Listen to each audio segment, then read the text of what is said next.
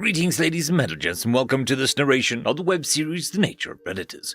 If you're new to the series, there is a playlist listed in the description. And as always, I hope that you enjoy.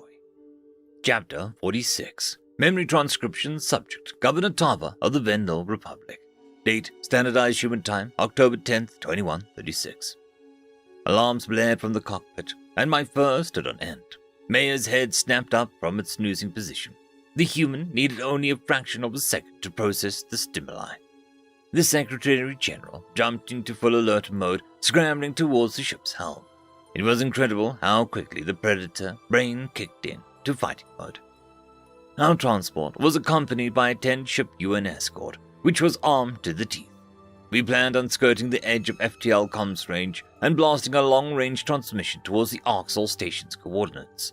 There shouldn't be a high chance of conflict, since we were keeping a substantial distance. Still, the humans came prepared to protect their leader. "Status?" Mayor asked, his voice icy calm. "What's all this about?" The Terran pilot grimaced. "Massive formation on an intercept course, about 2 milliparsecs out. Looks like patrollers of Arxol make. Hail them on all frequencies." "Already done. No reply, sir. But our sensors picked up an attempted target lock." "Abort mission. Adjust our course at once." "Too late. We can't shift our heading quick enough into hyperspace." "Crap." "I don't belong anywhere near a conflict," I panicked. Why didn't the humans assume the station location was a trap? I guess their desperation overrode their paranoia.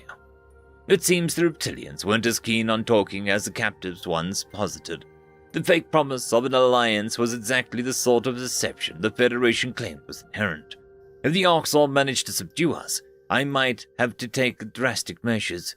I hoped I didn't pass out at the first sign of boarding. My head felt woozy, like I had been twirling around for hours. Mayor's eyes widened, and he caught me as I lurched forward. It was all I could do to coax the slightest motions out of my muscles. As the terror of becoming Arxol livestock intensified, the UN leader pushed me back into my seat and strapped me into a harness with steady hands. "Please, Elias, I can't. Please, kill me if they get on board," I pleaded. The Secretary General combed a hand through my grey hair. "Nobody's going to die. We'll figure a way out." "Promise me that if the time comes..." My words tumbled out in hyperventilating gasps, and I caressed my searing heart. "You have no idea what they'll do to me, especially when they figure out who I am. Please." "I understand what you're saying. Everything is going to be fine. But I need you here with..." A colossal jolt radiated through the ship's frame. Mayor doubled over, clutching his temples. Profanity spewed from the human's mouth. There was quite a deviation from his typical composure. It felt wrong to see the such a stalwart man roll onto his side and curl up into a fetal position. His cheeks turned bright red, and his binocular eyes watered. "Is Mayor okay? It looks like he's asphyxiating. I never seen a human skin that color." The effects of the STL disruptor pulse hit me milliseconds later.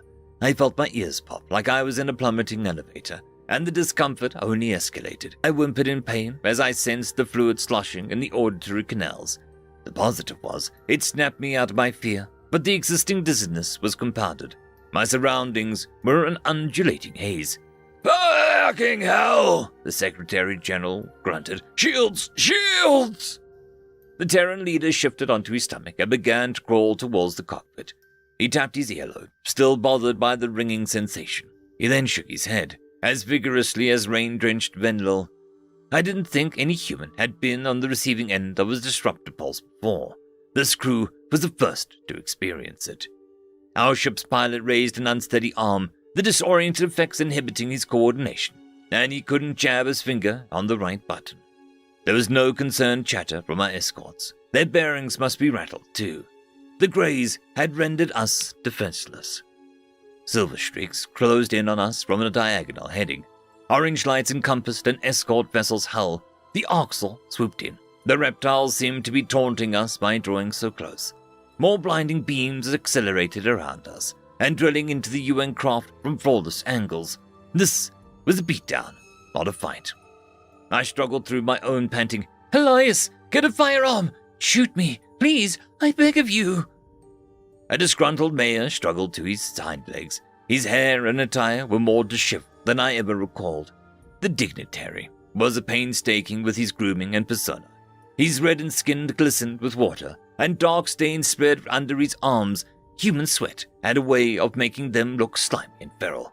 "Hail the Oxor again, but with video preview. Do it!" the Secretary General barked. The helmsman stiffened. "Are you mad, sir? That's going to be a little difficult now." Our pilot slammed a fist down on the control column, swerving away from the flock of mini missiles. I'd guessed that those were designed to squeeze between chinks of armor or dodge interceptors. Our ship listed to one side as several hits battered our underbelly. The navigator howled some curses. Mayor shook the other man's shoulder. "Open a channel! Do exactly what the feck I said." "Yes, sir." The Secretary General placed his hands on the console, steadying himself as kinetics pelted our armor. Our allies were trying to intervene, but several were otherwise occupied. Mayor gritted his teeth and turned his eyes right towards the camera lens. The Oxford ship banked around us and pivoted to head-on view of the cockpit. Its railguns glowed as it prepared to finish us off. My bloodstream was flooded with the nauseating chemicals. These were the last moments of consciousness I would ever have. To my bewilderment, the enemy craft hesitated, its weapons powered down, and it lost interest in our staring contest. The other Greys also backed off, leaving the Terran targets a time to recuperate. They cycled back to their jump point and watched us from the increased distance. "Greetings on behalf of the Oxar Dominion." The throaty voice on the speakers was accompanied by a visual of a menacing creature. The sight of its yellowed fangs was revolting. "Our sincere apologies, brothers. We did not mean to harm you." Mayor heaved a flustered sigh. "Why did you attack us? We hailed you as soon as we saw you." "Your subspace trail originated from Vendel Prime, so we didn't realize it was you," the Predator croaked. "You were heading straight for a key foothold of ours. Listening to the prey beg is a waste of time. I'm sure you understand." It didn't escape my notice how the Secretary General's shoulders tensed. He inhaled a few purposeful breaths, as though trying to restrain his temper. I was aghast at the civility the Oxor was displaying to the humans. Nothing directed at us ever suggested this demeanor was within their capacity. "Even as they are polite to the Terrans, they are brashing Bendel. They would never agree to a truce with us." "We were heading for your listening post," Mayor growled. "Humanity wishes to negotiate terms for our species' interactions, and we have some intelligence to offer." Its eyes narrowed to slits, inspecting the primate's form. "Speak, I am listening. Identify yourself." "I am Secretary General Elias Mayer, leader of the United Nations. Do you have the authority to negotiate on behalf of your species?" "Authority over this sector. I am Chief Hunter Isif. This transmission is being recorded, so I will relay anything you say through the proper channels." My difficulty in collecting my thoughts was frustrating, but this was marked improvement from being fired upon. It was unsurprising to learn the Oxor labeled their highest-ranking officers as chief hunters. Their society revolved around a systemic slaughter of other sapiens. Did the humans really think that they could change that? This was a foolish mistake on my part. The Vendel had no part in any of this, even if we were loyal to the Terrans. "That will suffice," the Secretary General decided. "Humanity thought you would be interested to learn 7 species that have relocated their military assets. In other words, their territory is practically unguarded." Isif's tongue flitted between its fangs as it salivated at the prospect of a raid. The sinister gleam in those eyes were enough to make me question humanity's plan. How could my friends call such a malicious assault on the Krakotol's head? Mayer knew precisely what would happen to the civilians on the world. It was a low move, even with the stakes. "Also, there are 17 other species that have mobilized a couple ship units," the human leader continued, without any sign of guilt. "Perhaps that will weaken a few key regions, or result in their forces being spread thin. The first 7 names will be the easiest, but it's your choice." The Oxor offered a scratchy chuckle. "Send the data over, Mayor. I take it that these assets have relocated to attack you. You wouldn't give information for free if it wasn't in your interest." "It doesn't matter. But I do have a request in turn." "If you want to ally with us, You need only ask." The human leader paused. He turned around to face the cabin and waved for me to join him. I shook my head in the negative, not wanting the predator to see my presence. The entire dialogue was going to crumble the second my face appeared on screen. Mayer crossed his arms, tapped his foot with impatience. The stubborn man was going to wait until I joined him, one way or another. Blood roared to my ears as my shaking claws unclipped the harness. My legs felt like they were made of jelly. I slunk up beside the primate, with my tail between my legs. Secretary General's eyes glowed with defiance. He scooped me up to his chest and propped my paws around his neck. The reptile maw hung agape for several seconds. The dilation of its eyes made my grip tighten. I imagine it was contemplating how I'd look on a carving station. "Why is that feeble animal not coward?" Isif asked. At last, "You have your food loose in your ship." My ears pinned against my head. "Feck you, scaly wretch! I hope you rot in a furnace!" The Oxal leaned back and placed its spindly arms beneath its snout. I was surprised it didn't return the insult or lobby vulgar threats at my race. The way it flashed its teeth reminded me of the Terran's amused expression. Then again, perhaps it was their display of appetite that we used to interpret that as...